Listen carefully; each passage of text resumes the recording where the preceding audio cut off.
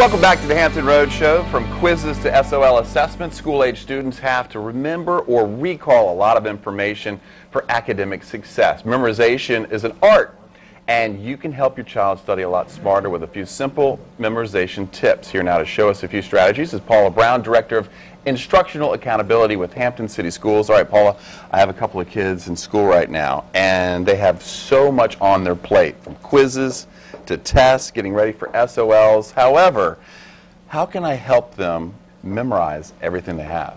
Well, the first thing that people do wrong is they try to study everything. And the first step I tell them is to separate what you know from what you don't know. And once you have your stack of what you don't know, then you need to use a few strategies to remember that. And one of the best strategies is color and pictures. And so a lot of times students are trying to learn vocabulary words. Right. That's a common one that students have in many subjects. And so I teach them a method, got a little card here to show you, that you write the word in one color on the left or the right of the card. You draw a little picture that has meaning to you in the center in another color, and then you write the definition in a third color at the bottom. And those colors should be the same on every card.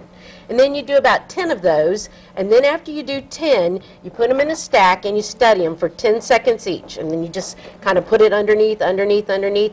And then when I'm done, I hand them to you and I ask you to call them out to me. Okay. You'll be amazed at how many you know just like that. Okay, you said a picture in the middle. Yes. Is that just any visual clue? Any picture that has meaning to you. Anything that has meaning to you. So that when you see it, so if you're studying and you stumble, right, I can give you a clue to that picture, and immediately you'll have it. Okay, so you it'll come back to you. Think of the picture of the clue. Okay, also, when we were all growing up, math was a difficult thing, and you had to write down all the rules and all the facts for it. But nowadays, kids don't seem to do that.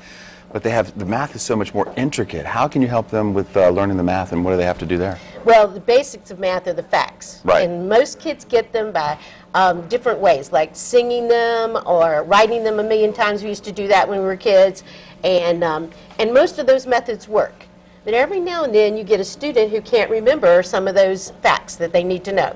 So I found this great little book, and it's called Times Tables the Fun Way, and it takes really hard facts and it puts it in a picture like this one. And it says, these have two snowmen here, and they're both 8s, so 8 times 8, and they get sticks for the fire. In other words, 64. 64. And it's really amazing. My son's visual, and he read this one time, and he had that fact forever. I like that. Another picture usage. Another picture. Okay, quickly, history. So much material, so much facts. How do you juggle all that? Well, that's the problem. Trying to keep all that in your head, the best way to chunk is to chunk it, to put into one memory instead of all those million memories out there. A great way is like, can you name the 5 Great Lakes? I could, but we might be here forever. Yeah, well, they're in your head somewhere. Right. But if I put up the word homes, right, you can organize what you have in your head, and all of a sudden you know Huron, Ontario, Michigan, Erie, Superior. And they just come back to you. I would have missed Huron. Using an acronym like this, or mnemonic, that's a great way to organize. Now, people usually laugh when they do this and say, oh, why do I need that? It's a way for the brain to recall it, and it's an excellent way for kids. Another way is to put it to a little tune, like the President is Born in Virginia. You can sing it to this little tune. These are the presidents born in Virginia. Name them one by one.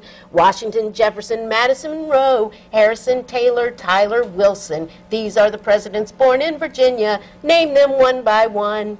Oh, you do that over and over, you'll know it. Yes. Excellent, Paula. For the rest of your life. Hey, you know, the thing is, it's your brain. You got to use it. If you don't use it, you're going to lose it, and that's the best way to make your memory stick. Okay. For more information, you can contact the Healthy Families Partnership on the website hampton.gov/Healthy Families, or give them a call at 727-1300. Paula Brown, thank you so much, and happy holidays. You're welcome.